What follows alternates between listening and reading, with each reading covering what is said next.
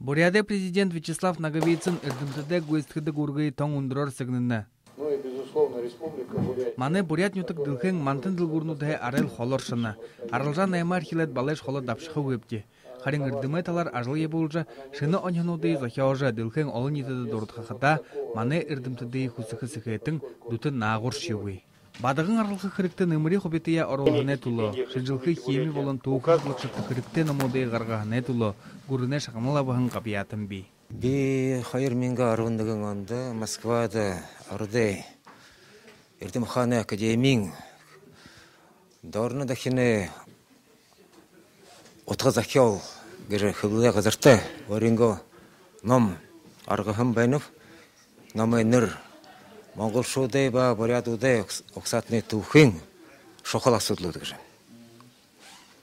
Энэ ном бүшэдлээ. Энэ үндэр шагнал авав. Эрдэм мэдсие үргэтгэхэ бүрээ мэдхэ үзүүлнүүд олон болно гэд эрдэмтэд нэгэн дуугаар тэмдэглэнэ. Тиймээ залуушуулах ажал хэдэг байха. Ордой ерөнхийлөгч Медведев энэ 12 оны ордой түүхийн онгэр сонсхон хэмдэ. Инээд ханаадлаа. Дахиохих байхын ажал урагшин их идэвхтэйгэр их гүнзгээгөр их өргөнөр шудалхадаашье хэрэгтэй. Залуушуулда ялангуяа би энэ мөхөнөв. Российн эрдэмэ хендрор эрдэмтэдтэ засаг зургааны газарт хөдөлгөөн алдан шалтан амаршилба.